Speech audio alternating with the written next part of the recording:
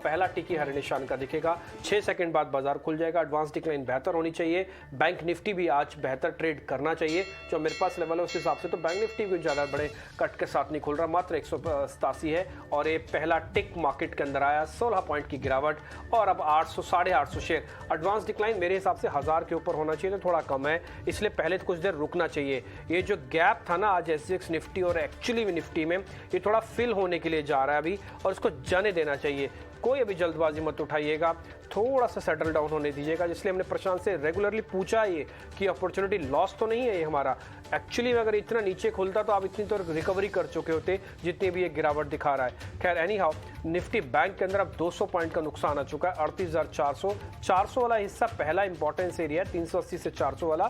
फिर आपके पास 150-200 पॉइंट नीचे जाके फिर एक इंपॉर्टेंट सपोर्ट आएगा। खैर आप इसको रेगुलरली वॉच कीजिए। इंडेक्स के अंदर अभी फिलहाल थोड़ी सी पॉइंट रुकना होगा, लेकिन अच्छी बात यह है कि ना केवल 16,800 की हम चर्चा कर रहे थे, तो 17,000 ही तोड़ने के बिल्कुल मूड में नहीं दिख रहा है। तो ये इंटरेस्टिंग प्ले देखने को मिल रहा है। आते हैं निफ्टी पे। निफ्टी के आज कौन कौन से गेनर्स हैं जहां पर आज आपको अच्छी स्ट्रेंथ देखने को मिल रही है। ओएनजीसी एक बार दिखाएं 3.5% ऊपर, आइशर मोटर 2% ऊपर, एचयूएल, ब्रिटानिया, मारुति, इन सब के अंदर जो बढ़त है वो करीब आधे परसेंट से लेकर 4% तक की है। ज़्यादा इंटरेस्ट अगर आप देखेंगे तो आइशर और ओएनजीसी के साथ ही जुड़ रहा है। इसके अलावा और जो परसेंटेज में बढ़त दिख रही है वो 1% से नीचे है, कम है 1% से। इसलिए मेरे को स्क्रीन रीड करने पर ऐसा लग रहा है कि अभी लीडरशिप एब्सेंट है मार्केट के अंदर। एक बार लीडरशिप आना बहुत ज़रूरी है। आपके कम से कम 5 शेयर ऐसे पक्के शेयर होने चाहिए जिनकी वेटेज बहुत अच्छी है मार्केट में, वो आप सामने निकल के आए। वो अभी एब्सेंट दिख रहा है। आते हैं गिरावट वाले शेयर पे। इंडसन नहीं चल रहा, एचडीएफसी बैंक नहीं चल रहा, टाटा स्टील नहीं चल रहा, कोटक नहीं चल रहा, एक्सिस बैंक नहीं चल रहा है। यानी कि मैं अपने स्क्रीन में देखूं तो पहले 10 में से मेरे को 6 तो बैंक के दिख रहे हैं। तो इसलिए आज बैंक निफ्टी में थोड़ा एक बार वेट एंड वॉच करूंगा, क्योंकि मेरे जो मेजर कंपोनेंट है वो मेरे को सपोर्ट नहीं कर रहे।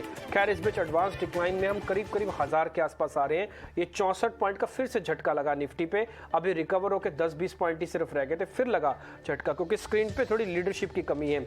एक बार जरा रिलायंस इंडस्ट्रीज आप और दिखाएं, यहाँ पे बढ़त तो है। कहाँ ओएनजीसी के अंदर बढ़त अब 5% की होने जा रही है, बट रिलायंस के अंदर बढ़त आधे % की भी नहीं है।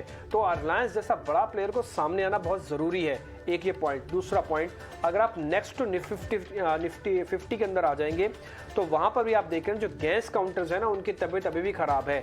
आप आईजीएल, गेल दोनों के दोनों ये आपको वीक दिखेंगे और दोनों परसेंटेज में भी अच्छे टूटे हुए हैं। आईजीएल के अंदर कट है वो 3% का है, गेल के अंदर कट है 2% का है, एमजीएल के अंदर कट है 3% का, जबकि ये अच्छे इन्वेस्टर ग्रेड के शेयर हो गए थे, लेकिन फिर से इनमें नुकसान देखने को मिल रहा है। इसी कैटेगरी में अगर आज बढ़ने वाले शेयर्स अगर आप चेक करें तो अदानी ग्रुप के शेयर्स वापस से थोड़े एक्टिव हुए हैं। इसलिए जिनको एकदम से ब्लिट्स करके वैसा चाहिए ना, उसमें अदानी शेयर्स आना चाहिए। अदानी ट्रांस आप दिखाइए 2.5% ऊपर, अदानी टोटल गैस करीब 1% ऊपर। ये कुछ एक अदानी के 2 ऐसे शेयर्स हैं जो आपको बकायदा हरे निशान में दिखेंगे। आगे छोटे मझोले शेयर्स के अंदर इस समय क्या हो रहा है, लेकिन मैं एक चीज़ आपको फिर से बोलूँगा, अभी कांटे की टक्कर है। अभी ये कह देना कि बाजार चलेगा, ये कह देना बाजार टूटेगा, बेहद मुश्किल है। आप एडवांस डिक्लाइन को देख के लगा लीजिए, अंदाजा आपको खुद ही क्लियर हो जाएगा। 800 वर्सेस 800 शेयर खड़े हैं। निफ्टी के बाद 17,000 एक इंपॉर्टेंट बेस खड़ा हुआ है। बैंक निफ्टी के बाद 38,400 वाला बेस क्रैक हुआ है। तो इसलिए थोड़ा संभल कर अभी ट्रेड कीजिएगा। सेलेक्टिव बाइंग, सेलेक्टिव सेलिंग वो ही ज्यादा आपके काम आएगी, बजाय एक तरफा मूड बनाने के।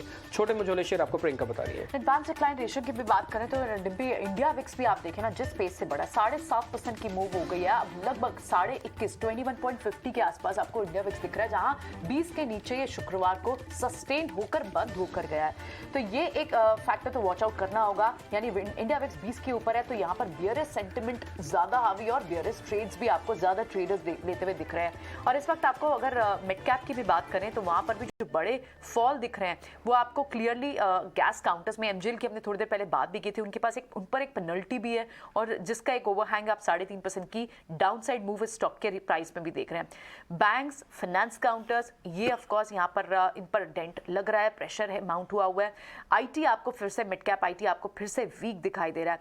मिड कैप गेनर्स में भी आपको वही स्टॉक्स दिख रहे हैं जिनका ट्रिगर है। ऑयल प्रोड्यूसर, क्योंकि विंडफॉल टैक्स गेन हटा है, तो ऑयल प्रोड्यूसर्स, ऑयल इंडिया हो, यहाँ पर आपको ये टॉप गेनर दिखाई दे रहा है। उसके अलावा लेकिन कुछ स्टॉक्स की और थोड़ी सी बाजार में डिफेंसिव बेट्स फिर से आपको दिखाई दे रहे हैं। ग्लेनमार्क फार्मा जैसे काउंटर, रियल एस्टेट स्पेस काफी ओवरसोल्ड हो गया था, पिछले पूरी सीरीज का बड़ा लूजर जो स्पेस था वो रियल एस्टेट स्पेस था, इसलिए वहां मोमेंटम फिर भी इंटैक्ट है। गोदरेज प्रॉपर्टी जैसे काउंटर्स आप देखें, जी में काफी मूव हमने नीचे की तरफ देख ली थी, वो आप 2% तेज देख रहे हैं। 5G का ट्रिगर है, इसलिए 5G रिलेटेड काउंटर्स एक्शन में आपको दिखाई दे रहे हैं। तो जिन काउंटर्स में जो स्टॉक्स और स्पेसेस लास्ट सीरीज में नहीं चले थे, वहां तो आपको फिर भी बाइंग का बाउट दिख रहा है, लेकिन उसके अलावा आपको क्लियरली प्रॉफिट बुकिंग दिख रही है।